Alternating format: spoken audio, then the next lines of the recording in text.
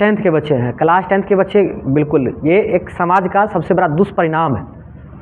आप कितने अच्छे से बोले कि अगर जिसको ज़्यादा नंबर आता है उसी को सक्सेस माना जाता है।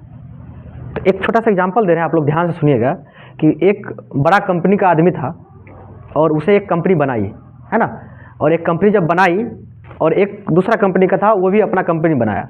तो कोई कंपनी अपना बिल्ड कर रहा है और वो 500 करोड़ 200 करोड़ का कंपनी बना दिया, तो क्या आप उसको इसलिए फेलियर मानिएगा कि वो टाटा इतना बड़ा काम नहीं कर पाया, रिलायंस इतना बड़ा काम नहीं कर पाया?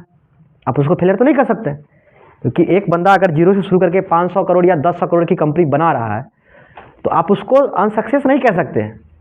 या फिर अनसक्सेस अगर इसलिए कह रहे हैं कि वो टाटा इतना बड़ा कंपनी नहीं बना पाया या फिर रिलायंस इतना बड़ा कंपनी नहीं बना पाया, तो ये आपकी सोच के ऊपर डिपेंड करता है। तो हमारे गांव समाज में ऐसा है, तो ये गांव समाज को अपनी नीति को बदलना पड़ेगा, क्योंकि your marks can not be decide your ability, your marks can not be decide your capability. हमने कई बार ऐसे बच्चों को भी देखा है कि वो पढ़ने में बहुत अच्छे थे लेकिन किसी कारण से नंबर नहीं आ पाया, तो क्या वो जीवन में सक्सेस नहीं है? अरे ऐसे IPS का उदाहरण ले सकते हैं जो मैट्रिक में सेकंड किए, इंटर में थर्ड किए, ग्रेजुएशन में 60% मार्क्स लाए और अभी UPSC निकाल के कलेक्टर बने हुए। आप इससे डिसाइड कीजिए कि आपका मार्क्स क्या है। क्या आपको जो डिग्री मिला है वो पास में लेकर घूम रहे हैं, या फिर अभी हम यहाँ पर बोल रहे हैं तो क्या मेरे पास डिग्री है, अभी दिखा रहे हैं कि देखिए मेरे पास ये नंबर है, मेरे पास ये नंबर, नहीं डिसाइड कर रहे हैं ना। तो your marks can not be decide your ability, your capability and can not decide your future also. तो आप मार्क्स गांव वाले कह रहे हैं, ठीक है, कहने दीजिए।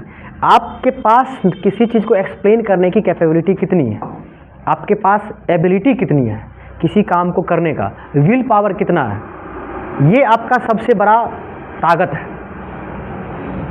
आप 450 नंबर ले आए एग्जाम में, ठीक है, और आपसे कोई क्वेश्चन पूछता है, आपका छोटा भाई बहन आता है या फिर बोलता है कि भैया ये सवाल बता दीजिए, A फॉर क्या होता है? एप्पल होता है। उस समय यदि आप नहीं बता पाते हैं तो आपके पास 450 नंबर का डिग्री लेके आप क्या कीजिएगा? वो छोटा बच्चा बोलेगा सर भैया बन गए, आपको इतना भी नहीं आता, इतना बड़ा हो गए इतना भी नहीं आता, आप 10th पास कर गए इतना भी नहीं आता। तो आप उस नंबर लेके आप क्या कीजिएगा, जिससे आपका ना जूनियर का फायदा हो रहा है ना आपका कैरियर डिसाइड हो पा रहा है। तो आप मार्क्स के पीछे बिल्कुल ना जाएं, मार्क्स जो आना होगा आएगा। आप उस मार्क्स को प्राप्त करने के लिए मेहनत कितना किए हैं, दैट इज द पॉइंट। आप हमेशा सोचिए कि हम जिस मुकाम पर हम जाना चाहते हैं उतने लायक मेहनत कर रहे हैं ना। अगर मेहनत कर रहे हैं तो दैट इज द बेस्ट। आप उस समय ये मत सोचिए कि मेरा नंबर्स कितना आएगा। आपके पास नॉलेज है, आगे बढ़िए, आगे बहुत सारा करियर है वहाँ पे, आगे आप आगे बढ़िए तो सही। अब कम नंबर आ गए, रोना धोना शुरू है कि हम तो आप कुछ कर ही नहीं सकते, तो ये बिल्कुल वहाँ पे डिसअपॉइंटेड वाली बात है कि आप वहाँ पे घबराए बिल्कुल नहीं। मार्क्स जो आना है वो आएगा, आप अपने करियर को आगे देखिए, क्योंकि आपके पास लॉट्स ऑफ नॉलेज है ना, बहुत सारा नॉलेज है आपको, आपके पास, वहाँ से करियर डिसाइड होता है। ठीक है, तो इस समाज की बातों को छोड़ दीजिए, उसको नेगलेक्ट कीजिए। आप उसकी बात को लेके मत सोचिए कि लोग हमको क्या कहेंगे, है ना, लोग मेरे बारे में क्या सोचेंगे, ये भी हम सोचेंगे तो फिर वो क्या सोचेंगे, है ना।